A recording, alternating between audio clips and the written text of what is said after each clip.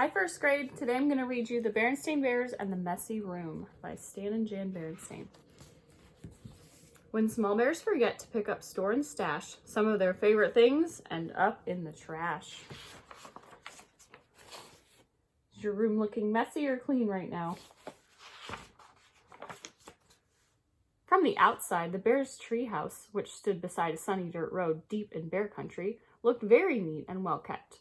The flower beds sparkled with red, yellow, and blue tulips. The woodwork was freshly painted and in good repair. The grass was cut, and the vegetable patch was properly weeded. Even the bird's nest that perched on one of the treehouse branches was well trimmed.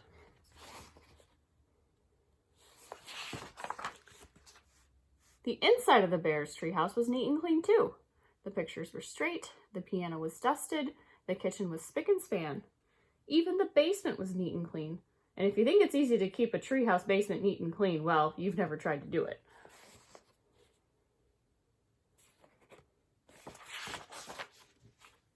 Yes, the bear's treehouse was a lesson in neatness and cleanliness, except for one place.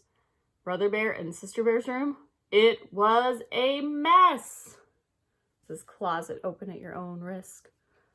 A dust-catching, wall-to-wall, helter-skelter mess.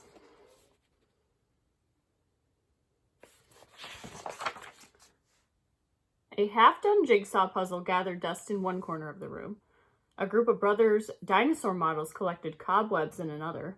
Sisters' stuffed animals were everywhere. As for the cub's big storage closet, well, just be careful how you open it. Oops. It wasn't that brother and sister were naturally messy. They tried to keep their rooms straight. They made their beds, most of the time. And they swept and picked up, once in a while. Mama Bear looks pretty frustrated, doesn't she? The trouble was that when cleanup time came, they spent more time arguing than cleaning. How am I supposed to sweep with your dumb dinosaur toys all over the floor? Argued Sister. They're not toys, they're models, and don't move them. I'm working on a setup of the Pleistocene age, Brother protested. Pleistocene, schmeistocene, shouted Sister. Not only was brother and sister's room a mess, but brother and sister were getting to be a mess too, always arguing about cleanup chores instead of sharing the job and working as a team.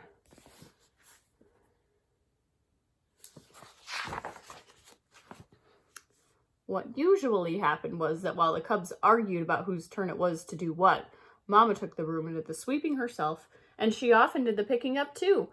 That was the worst part, the picking up.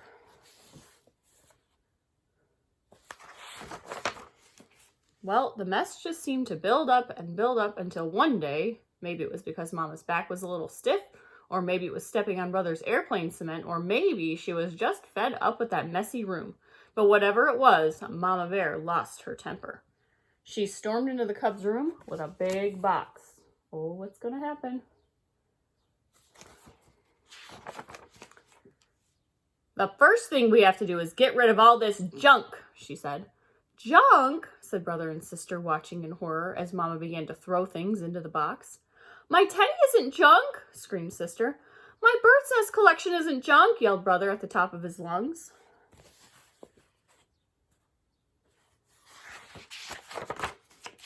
The screaming and yelling got so loud that it reached Papa, who was in his workshop putting the finishing touches on a batch of chairs that he had been ordered by one of his customers. He couldn't imagine what was wrong. He hurried up the stairs and looked into the messy, noisy room. It didn't take a deep thinker to figure out what was going on.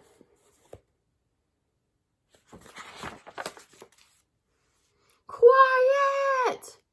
Papa got Mama and the cubs' attention and called the family meeting right then and there.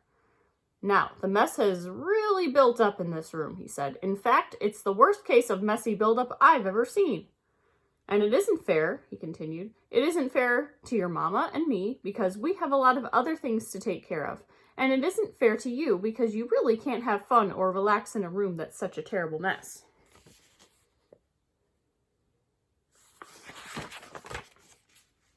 But Mama is putting all my things into that box, even my teddy, said Sister. And my things too, cried Brother. Then Papa got an idea. A box, yes, he said. Better yet, a lot of different kind of boxes. A big toy box for your large toys, I can make one for you in my shop. And some smaller boxes for your collections and models. And how about one of those boards with holes and pegs to hang things on? Asked Sister. A pegboard, said Papa. Great idea. All this room needs is a little organization. A little organization and a few rules, added Mama. Rules about more sweeping and less arguing and not leaving things to gather dust and cobwebs.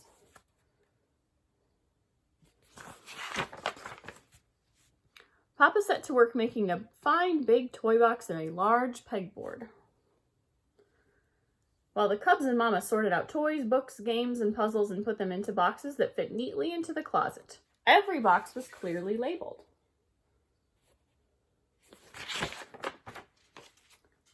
Some of the Cubs' things did end up in Mama's big throwaway box. Not Sister's Teddy, of course, but some of Brother's bird's nest, the crumbling, falling apart ones. It was a very big job cleaning up all that big, messy buildup. But after a lot of straightening up and putting away, the job was finally finished.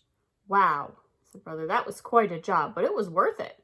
It looks like a whole new room, said Sister, and the Cubs were right.